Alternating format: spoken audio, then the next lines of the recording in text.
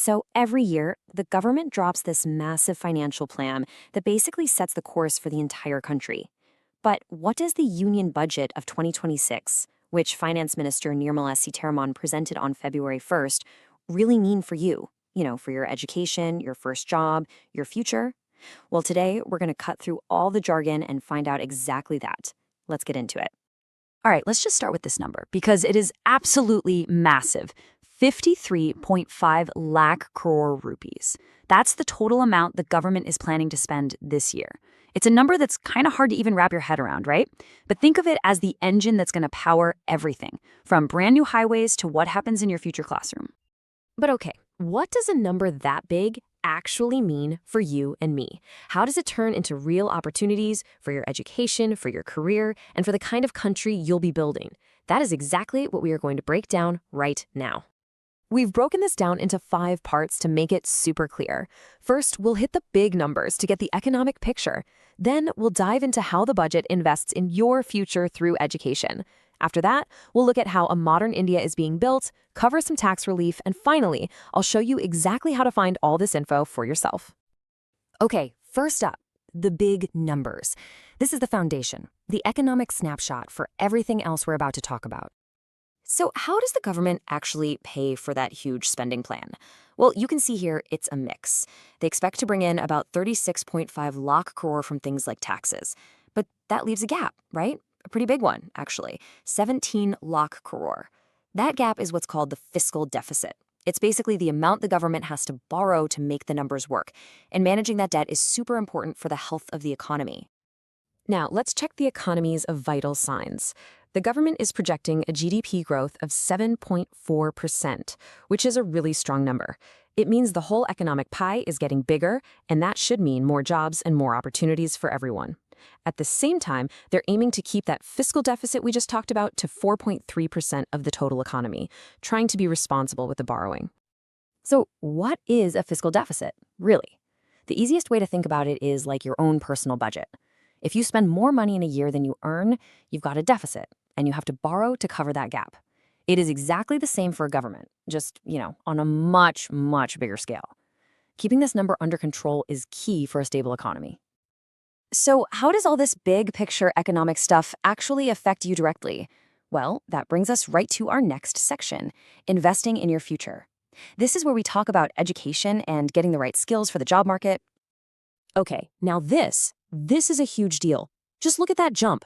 The budget for skill development has skyrocketed by 62%. This isn't just a small bump. It is a massive signal that the focus is shifting in a big way towards giving people practical, job-ready skills that today's economy is actually looking for. And a huge piece of that new money, over 6,100 crore, is going straight into something called the PM Setu scheme. The whole point of this is to give a massive upgrade to 1,000 industrial training institutes, or ITIs. The goal is to get them to stop teaching outdated courses and instead align them directly with what companies are hiring for right now, whether that's in green energy or advanced manufacturing. And it's not just about job training for today, they're also investing way earlier in the next generation of innovators. The funding for adult tinkering labs, which are basically these cool little innovation hubs inside schools, has been increased 6 times over. The idea is to get students hands-on with science and tech long before they even start thinking about what to study in college. So what's the big takeaway here? Well, with a total spend of 1.39 lakh crore on education, there's a really important shift in thinking happening. Education is no longer being seen just as a social expense. It's now being treated as productive infrastructure, an investment that directly powers the economy, just like building a new road or a port. And that is the perfect segue to our next section, building a modern India.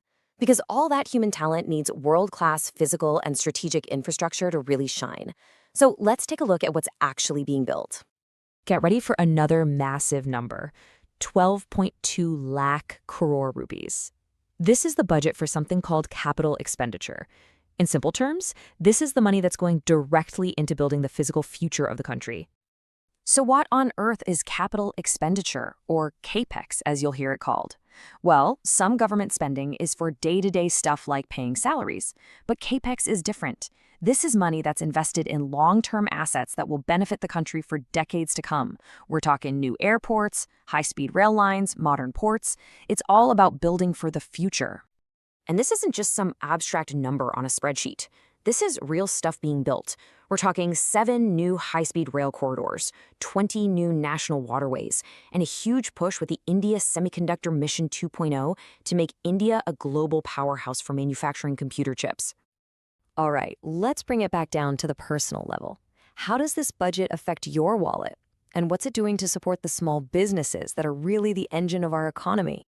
Now, this is a big one, especially if you're just starting your career. There's a full income tax rebate for anyone earning up to 12.75 lakh rupees a year. To put it simply, that means more of your hard-earned salary stays right in your pocket. And for any of you planning to study abroad, or maybe you have family needing medical treatment overseas, this is really important. The tax that's collected when you send money for these reasons has been slashed down to just 2%.